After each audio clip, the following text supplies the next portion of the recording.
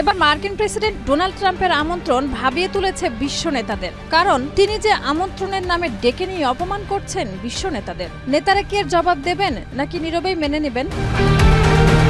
মার্কিন সংবাদ মাধ্যম সিএনএন তাদের প্রতিবেদনে বলছে, ওয়াশিংটন সফরে যাওয়ার আগে বিশ্ব নেতাদের আরও একবার সতর্ক হওয়া উচিত। ইউক্রেনের পর এবার দক্ষিণ আফ্রিকার প্রেসিডেন্টকে ওভাল অফিসে ডেকে এনে প্রকাশ্যে অপমান করার ঘটনা ঘটেছে, যা প্রেসিডেন্ট ডোনাল্ড ট্রাম্পের কর্তৃত্ববাদী মনোভাব এবং ক্ষমতার প্রদর্শনকে নতুন মাত্রা দিয়েছে। বিশ্ব নেতাদের গণমাধ্যমের সামনে অপদস্থ করে নিজের আধিপত্য প্রতিষ্ঠার এই ঘটনা এক ধরনের ক্ষমতার মহড়া হিসেবে দেখা হচ্ছে।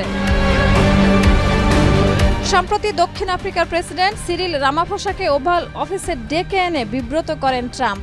এর আগে একই অভিজ্ঞতা হয়েছিল ইউক্রেনের প্রেসিডেন্ট ভলোদিমির জেলেনস্কিরও। এসব ঘটনায় আন্তর্জাতিক মহলে কূটনৈতিক উদ্বেগ দেখা দিয়েছে।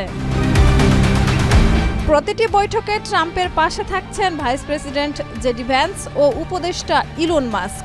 অন্যদিকে কৌশলী আচরণ করে ট্রাম্পের মন জয় করেছেন ব্রিটিশ প্রধানমন্ত্রী কিয়ার স্টারমার, ফরাসি প্রেসিডেন্ট ম্যাক্রো এবং ইতালির প্রধানমন্ত্রী জর্জিয়া মেলোনি।